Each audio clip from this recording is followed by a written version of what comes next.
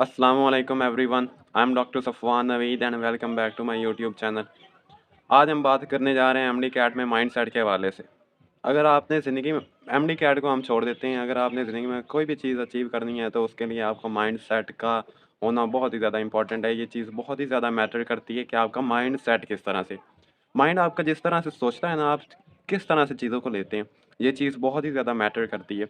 आप एक चीज़ के लिए बहुत ही ज़्यादा सीरियस हैं, आप उसको अच्छी तरह अचीव कर सकते हैं, ईज़िली अचीव कर सकते हैं, लेकिन एक ऐसी चीज़ जिसके लिए आप सोचते हैं लेकिन आपने कभी स्ट्रगल ही नहीं की, आपका माइंडसेट ही उस तरह का नहीं है जिस तरह का होना चाहिए एक चीज़ को अचीव करने के लिए, तो वो बहुत ही ज़्यादा डिफ़िकल्ट हो जाता है।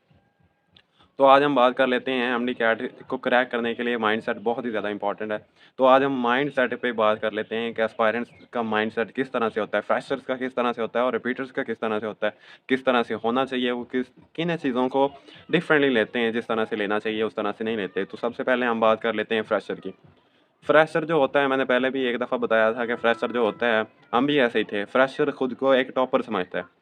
फ्रेशर समझता है कि मेरी सीट पक्की है, बस मैंने जाना है, एमडी कैट देना है, एमडी कैट ईज़िली क्रैक करना है और मैं ईज़िली मेडिकल कॉलेज में चला जाऊँगा।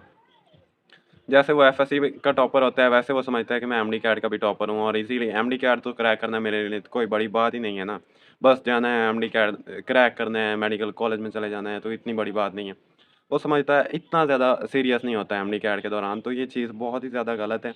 आप जब एफएससी पास कर लें तो उसके बाद आपने भूल जाना है कि आप एक टॉपर हैं, आपके कितने मार्क्स हैं एफएससी में।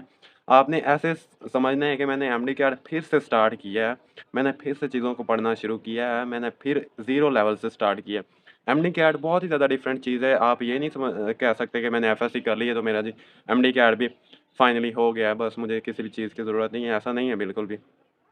तो आपको सीरियस रहना पड़ता है, आपने बहुत ही ज़्यादा एफ़र्ट करनी है, लाज़मी तौर पर फ्रेशिंग ईयर में बहुत ही ज़्यादा मेहनत करनी है, गाइडेंस अच्छी तरीके से लेनी है। अब हम बात कर लेते हैं रिपीटर्स का माइंडसेट किस तरह से होता है। रिपीटर जो होता है उसने एमडी कार्ड दिया होता है और वो उसको सारी सिचुएशन का पता होता है, तो रिपीटर्स की 2 कैटेगरीज़ आ जाती हैं। एक तो वो रिपीटर्स होते हैं ना, जो समझते हैं कि नहीं, हमारा तो अब 80% या 90% प्रिपरेशन हो गई है, अब हमें किसी भी चीज़ की ज़रूरत नहीं है। बस 2-4 गलतियाँ हुई हैं इस दफ़ा, तो अगली दफ़ा उनको कवर करेंगे, तो आखिरी 2 महीनों में ईज़िली प्रिपरेशन करेंगे, तो ईज़िली क्रैक कर जाएँगे। वो ये समझते हैं कुछ रिपीटर्स। लेकिन कुछ रिपीटर्स जो होते हैं जिनका बड़ी मुश्किल से बहुत कम एग्रीगेट बनता है, बहुत दूर उनका एग्रीगेट बनता है, तो जब वो रिपीट करते हैं तो वो बहुत ही ज़्यादा स्ट्रेस में होते हैं।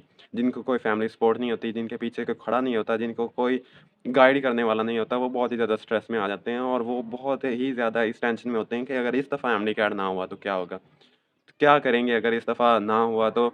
और वो बहुत ज़्यादा स्ट्रेस में आ जाते हैं। तो ये कैटेगरी भी होती है रिपीटर्स की।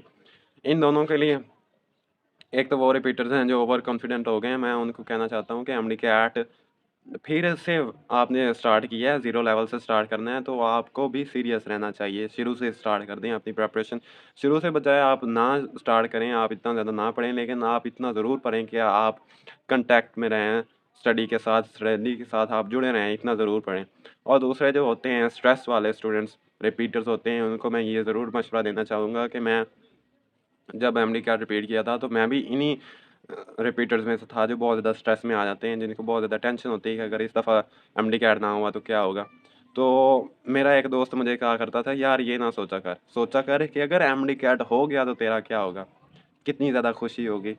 ये आपने इस एस्पेक्ट को चेंज करना है, आप इस तरह से चीज़ों को देख रहे हैं, बस आपने इस तरह से चीज़ों को देखना शुरू कर देना, बिल्कुल 180 के एंगल पे।